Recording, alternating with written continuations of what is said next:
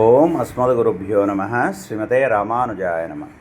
బాసరలో జరిగినటువంటి కార్యక్రమంలో భాగంగా శ్రీమాన్ మరింగంటి కులశేఖరాచార్య స్వామివారిచే సుందరకాండలో నుంచి 1 నుంచి 36 సర్గలలో ఉన్నటువంటి విశేషమైనటువంటి మాధుర్యాన్ని మనమంతా సేవించే ప్రయత్నమే ఈ చిరు వీడియో.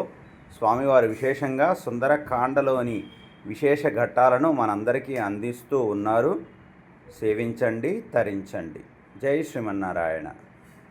మనకి ఏదైనా మరింత అభివృద్ధి కావాలంటే రామాయణం దీర్ఘ శరణాగతిని మన పెద్దలు తెలియజేశారు.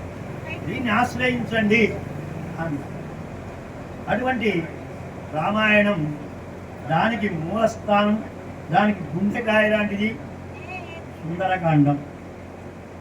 రామాయణం అంతా చదవలేకపోయినా రామాయణం అంతా కలిగి ఉన్నటువంటి కాండ సుందరకాండ. మొదట్లో చెప్పినటువంటి బాలకాండలో విషయాలు, అరణ్యకాండలోని అయోధ్యకాండ విషయం, అలాగనే అరణ్యకాండలోని విషయం, కిష్కింధకాండ విషయం, అటు రాబోయేటువంటి యుద్ధకాండలోని విషయం, ఉత్తరకాండ విషయాలతో సహా ఈ సుందరకాండ ఇముడ్చుకొని జరిగిన వృత్తాంతాన్ని ఒకచోట, ఆ తర్వాత జరుగుతున్న వృత్తాంతాన్ని ఒకచోట చెప్పి శాంతి అనేటువంటిది పొందుతామనేది ముగింపుగా చెబుతుంది సుందరకాండ. దీనిలో 24,000 శ్లోకాలు గాయత్రీ మంత్రంలో ఉండే 24 అక్షరాలకి ప్రతీక.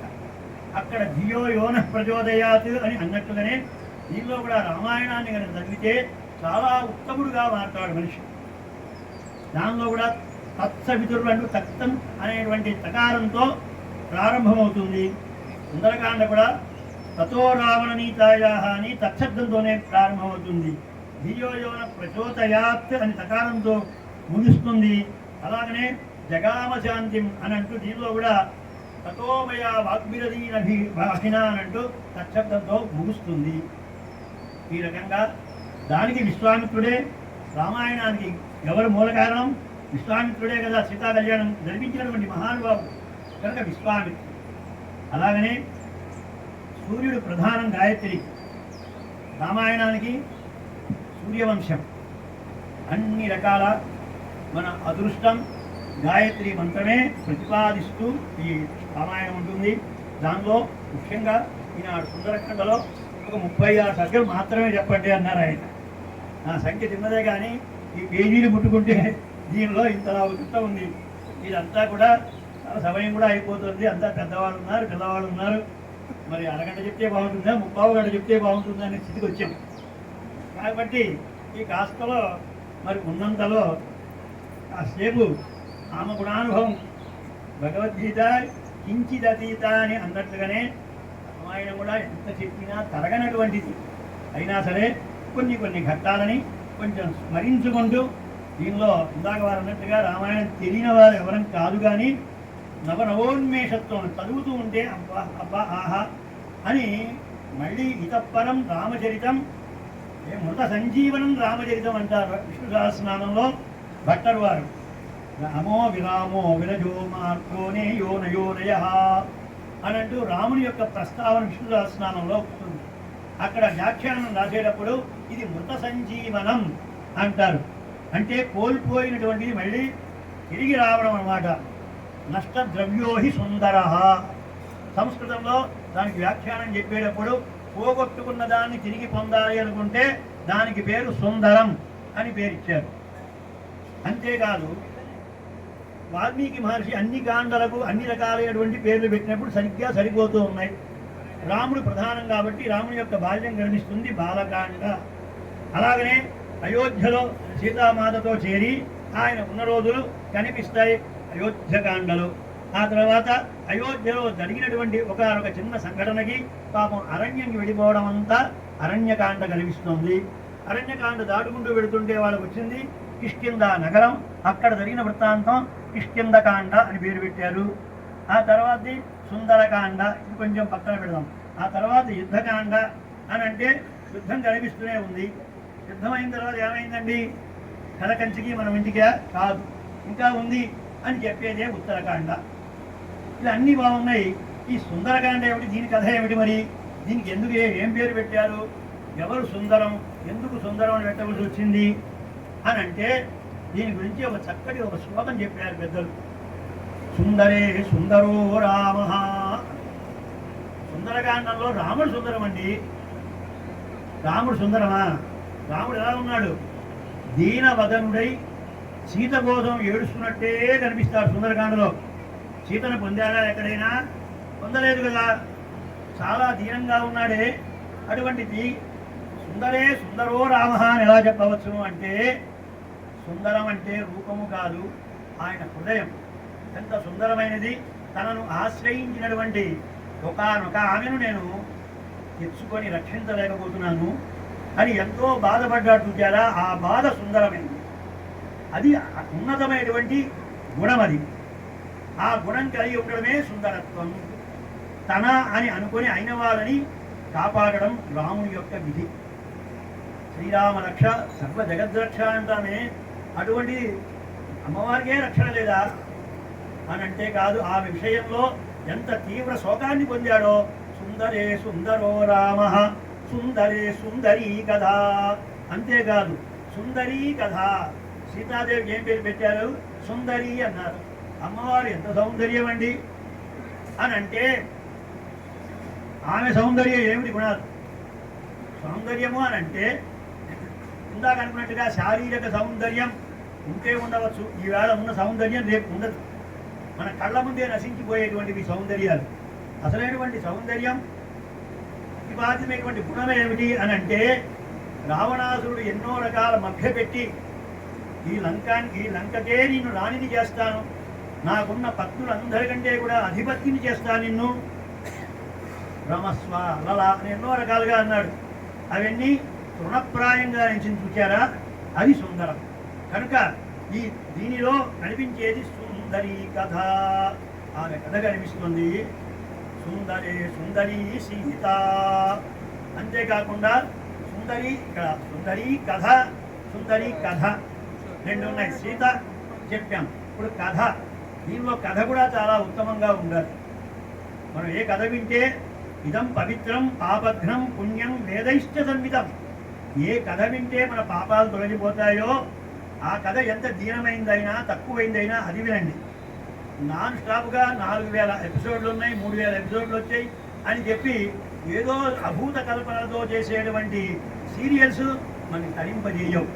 అది కథే, దానిలో పెంచుకుంటూ పోవచ్చు. కానీ తరింపజేసేటువంటిది మాత్రమే సుందరీ కథ. సుందరమైనటువంటి కథ అని అనాలి. దానిలో ఆత్మ పరమాత్మల యొక్క సంబంధం. దీన్ని కలిపేటువంటి వాడు ఎవరు? ఆచార్యుడైనటువంటి హనుమంతుడు. ఇదంతా ఈ కథ అంతా మనం చూడబోతాం. దీనికే సుందరీ కథ. అలాగనే సుందరే సుందరం వనం అని. ఇక ఈ సుందరకాండలో వనం చాలా బాగుంది అని హనుమంతుడు మొత్తం నాశనం చేశాడు. అదేం అందంగా ఉంది అని అంటే, విశ్వకర్మ చేత నిర్మించబడినటువంటి ఆ లంకలో ఎన్నో అందమైనటువంటి భవనాలు, ఎక్కడ కనపడినటువంటి అపురూపమైనటువంటి తోటలు, పుష్పాలు, జంతుజాలాలు ఇవన్నీ కూడా ఉన్నాయి. కనుక ఆ సుందరానికి, భూముల సుందరానికి ఏమీ లోటు లేదు. సుందరే సుందరం కావ్యం. మనము ఒక కావ్యం చదువుతున్నప్పుడు కేవలము ఆత్మానందం కోసమనే కాకుండా మోక్ష గ్రంథంగా భావించాలి. ఈ కావ్యాలు చదివితే అది ఆలాపంగానే ఉంటాయి కేవలం. అలాంటివి కాకుండా మోక్ష ప్రతిపాద్యమైతేనే మాకు చెప్పండి. భగవంతుడి దగ్గర చదివేటువంటి స్తోత్రమైనా సరే అది మోక్షప్రదమైందా, లేకపోతే ఏదో రైల్వే స్టేషన్లో చిన్న స్తోత్రాలు అమ్ముతూ ఉంటారు, గురువారం చదువుకోండి, గురువారం చదువుకోండి. అలాంటి స్తోత్రాలు భగవంతుడి దగ్గర పనికిరావు. యా విద్య సా విముక్తయే అంటారు. విముక్తిని కలిగించేటువంటి స్తోత్రమే స్తోత్రం. మిగతాదంతా కూడా ఏదో కవుల వర్ణనాతీతం కోసం చేసేటువంటి ఒక భావుక వర్ణన మాత్రమే. సుందరే సుందర కపి. ఇదే సుందరకాండలో కపి సుందర. హనుమంతుడు కూడా చాలా సుందరం అట. హనుమంతుడికి ఎంత అలంకారం చేసినా వానరుడు వానరుడుగానే ఉంటాడు, కానీ ఆయన సుందరుడు అవుతాడా అంటే ఆయన గుణము సుందరం. ఏమిటి ఆయన గుణం?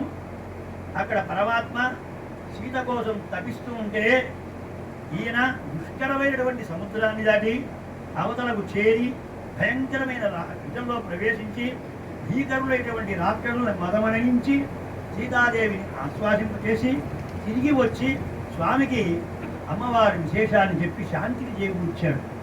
ఇది ఆయన సుందరం. ఇటువంటి దాన్ని సుందరం అన్నాడు. సుందరే సుందరం మంత్రం. సుందరకాండలో పవిత్రమైనటువంటి మంత్రం అంటే రామునికే చెందునుగాక అనేటువంటి రామ ప్రతిపాదితమైనటువంటిది మంత్రం. ఆ మంత్రం రామమంత్రం ఎక్కడ ఉంది? భగవంతుడి దగ్గరే ఉండిపోయింది. భగవంతుడు ఏం చేయాలి? మనకివ్వాలి. రాముడు తను పెట్టుకున్నటువంటి ఉంగరం మీద రామ అని రాసుంది. రామనామాంకితం చేదం అంటారు. ఆ రామ అనేటువంటి ఆ ఉంగరాన్ని హనుమని చేస్తే అది పట్టుకు వెళ్ళి సీతామ్మవారికి ఇచ్చాడు. ఆ మంత్రం ఎవరికి ఇచ్చాడు? రామ అనేటువంటి మంత్రాన్ని ఉత్తముడైనటువంటి ఆచార్యుడు ఏం చేస్తాడు? భగవంతుని యొక్క మంత్రాన్ని తాను స్వీకరించి పట్టుకెళ్ళి ఒక జీవుడికి ఇచ్చిన ఆయన ఈ కనుక నువ్వు ఇచ్చుకున్నట్లయితే నువ్వు తరిస్తావు అనే అంతరార్థంగా మన కర్మబంధాలు విడగొట్టేటువంటి భగవద్ రామానుజ మార్గాన్ని అక్కడ తెలియజేస్తుంది. కాబట్టి సుందరకాండ చాలా గొప్పది. దీనిలో మంత్రం రామమంత్రం. ఆ రామమంత్రమే అమ్మవారిని ప్రాణం నిలయబెట్టినట్టుగా చేసింది, రామునికి మళ్ళీ దక్కింపజేసింది. కాబట్టి ఈ సుందరకాండలో కిన్న సుందరం, సుందరం కానిదేముంటుంది? ఇప్పుడు ఒక్కసారి ఆ శ్లోకం మొత్తం చదివి ముందు వెళ్దాం. సుందరే సుందరో రామ, సుందరే సుందరీ కథ, సుందరే సుందరీ సీత, సుందరే సుందరం వనం, సుందరే సుందరం కావ్యం, సుందరే సుందర కవి, సుందరే సుందరం మంత్రం, సుందరే కిన్న సుందరం. దీంట్లో ఏది లేదు కనుక కాబట్టి ఈ కాండకి ఏం పేరు పెడదాం? సుందరకాండ అన్నట్టు. లేకపోతే హనుమంతుడు ప్రధానంగా కనిపిస్తే దీనికి హనుమత్కాండ అని పెట్టచ్చు. లేదా లంకానగర వైభవం అంతా దీనిలో కనిపించింది కాబట్టి లంకాకాండ అని పెట్టచ్చు. లేతే సీతారాముల యొక్క వియోగం చాలా ఎక్కువ కనిపిస్తుంది కాబట్టి ఇది వియోగకాండ అని పెట్టచ్చు. వాల్మీకి మహర్షి ఇంత దీనికోసం తపన పడి ఉంటాడో ఈ పేరుకి ఈ పేరు పెట్టాలి అని పెద్దల వ్యాఖ్యానం బట్టి అలా తెలుసు మనకి. కాబట్టి ఎంతో ఆలోచించి మనందరికీ తరింపజేయడానికి ఒక మార్గంగా ఈ సుందరకాండని అందించారు. దానిలో మనకి 68 సర్గలు ఉంటాయి. ఆ 68 సర్గల్లో కొన్ని ప్రధానమైన ఘట్టములు. ఆ ఘట్టంలో ముఖ్యంగా అంగుళీయక ప్రధానం అనేటువంటిది ఒక ఘట్టం. రవికుమారాచార్య గారు చెప్పారు, కాబట్టి 2 భాగాలు చేస్తే మొత్తం చెప్పుకోవచ్చు కదా అని. సరే అన్నా, అదే తక్కువ ఉంది. 36 భాగాలు చూస్తే చాలా దూరం. అయినా సరే ఈ తర్వాత వృత్తాంతాన్ని మహానుభావులు శరభోపాచార్యుల వారి గురించి మళ్ళీ ప్రత్యేకించి చెప్తే 10 నిమిషాలు